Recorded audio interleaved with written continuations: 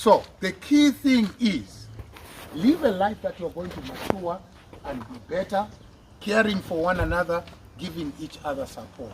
That works well. Let's pray.